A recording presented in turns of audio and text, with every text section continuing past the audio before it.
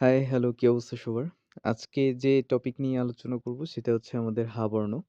তবে এই হা বর্ণ যখন আমরা কোনো বাক্যের মাঝে ব্যবহার করব গ্রামার হিসেবে, সেক্ষেত্রে এই হা বর্ণের উচ্চারণটা হবে ওয়া। রোমাজিতে এমন, বাংলায় এমন। এর অর্থ কিছুটা হবে ইংরেজিতে যেমন আমরা am is আর ব্যবহার করি, ঠিক সেরকম।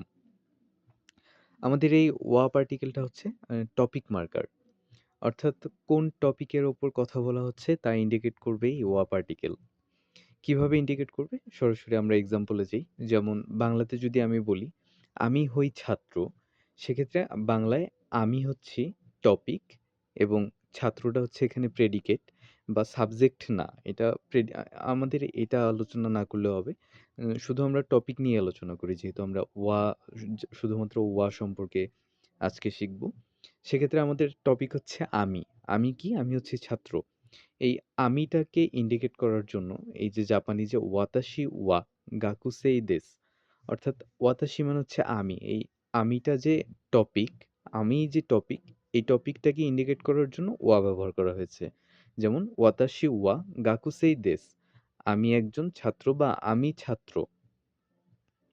এর পরবর্তীতে আজ হয় গরম বা উষ্ণ। হয়টা যদি আমরা বাদ রাখি এখানে, আজকে গরম বা উষ্ণ, এটার জাপানিজটা কি হবে? কিও। কিও ওয়া আতসুই দেস। কিও। আজকে এখানে টপিকটা কি? এখানে টপিকটা হচ্ছে আজকে।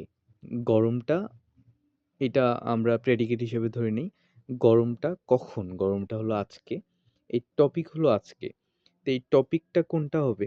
আমরা জাপানিজ কোনো বাক্যে কিভাবে বুঝবো যে এইটা টপিক? এই টপিকটাকে বোঝানোর জন্যই এই ওয়া পার্টিকেলটা ব্যবহার করা হয়। সেক্ষেত্রে যদি কোনো একটা বাক্য থাকে এমন যে আ "কিও ওয়া আতসুই দেস" বা "কিও ওয়া সামুই দেস", সেক্ষেত্রে আমরা সেখান থেকে যদি আমাদেরকে বলে যে টপিক কোনটা, আমরা কিভাবে টপিকটা বের করব?